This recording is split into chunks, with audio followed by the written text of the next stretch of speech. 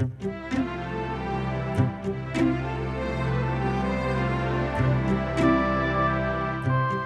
always said when I came to Napa Valley, it smelled right. It was still a lot of orchards, prunes, walnuts, pears, lots of pasture land, and then vineyards, but not like today when everything is vineyards. It was still kind of an old-fashioned town that had the great Victorian houses like on the streets like Coombs and Randolph. They're still there, you know, but at the time it was quite of what I noticed. The river was a dump, and the train was a functional train that brought merchandise and people, you know.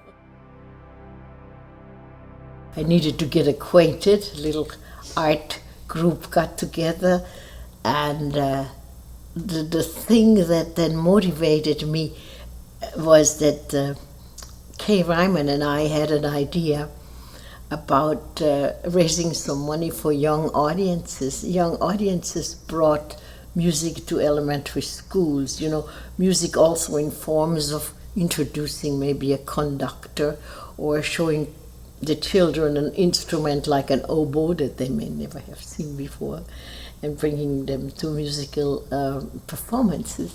And for that we needed a little money, and so Kay and I grazed up and down the valley for a vineyard that would hold a concert. The vineyards that could have a concert were very few, you know. There was BV, maybe there was Louis Martini, there was Inglenook, there was Behringer and Charles Krug. And so we banged at those doors, and at Charles Krug they listened to us and let us put on a concert, which helped young audiences and got me into the wine business. You can see that my introduction to the wine scene was through art because it was through music, right? And when I came to Robert Mondavi in 1967, for instance, this vineyard room didn't exist. This was built in 68. But I saw walls, and I told then for me, Mr. Mondavi, why don't we put some art up here? And he always said, if it's good, don't talk about it, do it. I had the idea that the lawn was just perfect for a concert. So we started very humbly, very primitively with a little concert in 1969, which then became, indeed, the summer festival that had some wonderful artists because we were successful. In 1976, I came together with some young fellows that had this idea of a cooking school that they started in Napa Valley but needed support. We then took it over and created the Great Chefs program, at the time the Great Chefs of France. So again, I presented this to Mr. Mondavi and said, look, these fellows have a wonderful idea, and they have the little school that they did, the High Tree Farm, is great, and they bring in some great chefs. So we took that on. So that kind of got wine, food, and the arts together, because at that time we really didn't do any advertising to the media. It was all word of mouth and by events such as these. Of course, wine tastings, tours, bringing people to the winery, which was state-of-the-art winery. You know, it was the first winery after Prohibition, and it had really a whole new idea about winemaking. So that, together with those events that we put together, was then the further idea that also, of course, Bob then decided he'd like to build a place that was really dedicated to wine, food, and the arts, and we started working on Copia. If it weren't for Copia, we don't know whether we'd had the renaissance that we've had in downtown Napa. It's been absolutely wonderful. I said it has to be Napa because, you know, there were other discussions, maybe to put it in Carneros, to put it in other regions. And I said to Bob, who was at the time my husband, I said, but it has to be Napa.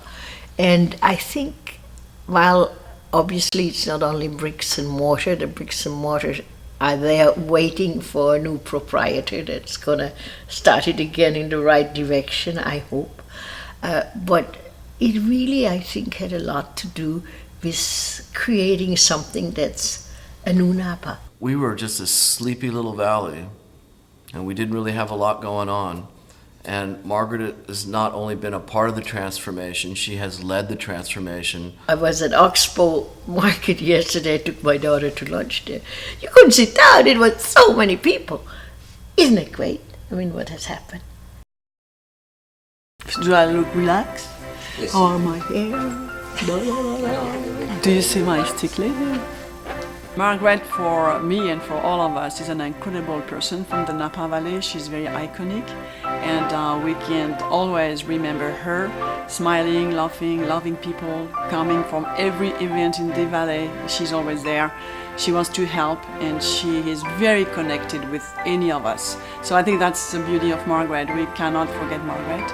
Each time somebody meets Margrit, she will remember Margrit forever. Sensible and down to earth. One time I went and visited Bob and Margrit and gave them a little gift. And after they opened it, Margrit was wrapping up the paper and folding the ribbon and tissue and putting it away. And she said, oh, I save and reuse everything. We all see that Margrit is full of style. She's full of grace. She's full of passion. She's full of energy. I view Margrit like that sort of exotic aunt you always wish that you had, she's just got this wonderful flair and charm and style about her. She always tells us, go there, it's delicious. Or listen to this artist, it's incredibly, the music is fantastic. Or go to that exhibit, it's wonderful. She's what makes the county run art-wise. She's had a huge impact on it.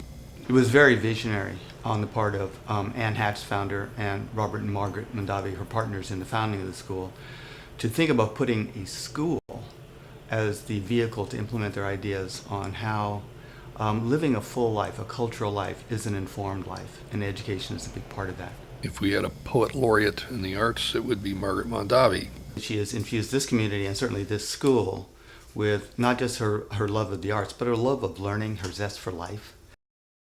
Margrit, I'm so grateful for your continued help and outreach to so many, and your charitable donations, and of course you're so well known for bringing culture and the arts to our valley and to the consciousness of so many. But it's also your charitable outreach. If it wasn't for Margrit, there wouldn't be an auction Napa Valley. She was on the original group who worked to get it going, and now here we are 30 years later, closing in on giving $100 million to the community, and it never would have started, and it wouldn't carry through to today in the way that it is if it wasn't for her. You represent what I believe God wants all of us to be, passionate and enjoy this wonderful life. In the African Catechism, there's that great question of why did God make me? And there's so many different answers down through different traditions and cultures and races. But in the African Catechism, the answer is because God knew that I would love it here. And for me, that sums up how you are, loving it here to the fullest, living it to the fullest, and sharing that joy of life, passion and compassion to all the people blessed to know you. I will always feel grateful that God has brought our lives together, because you have taught me so much about joy and bringing joy in a passionate way that can benefit so many people that would not have a chance to be exposed to so much of the beauty that surrounds us if it weren't for your zest, your passion, and your compassion. God's continued blessings on you, Margrit, and it's an honor to share with you in this special event a much-deserved recognition as you go before and continue to lead people to a deeper zest for life and a deeper understanding of its harmony and its beauty in all of creation.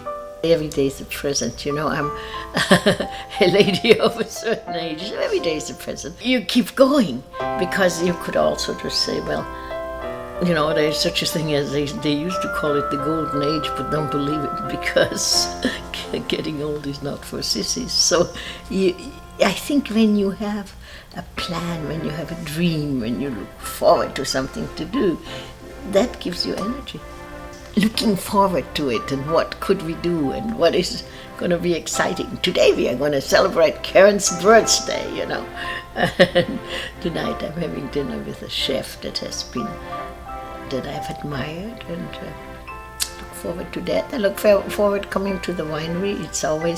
It's like the horse going to the stable, you know. I just come here. So many marvelous memories and things that has happened.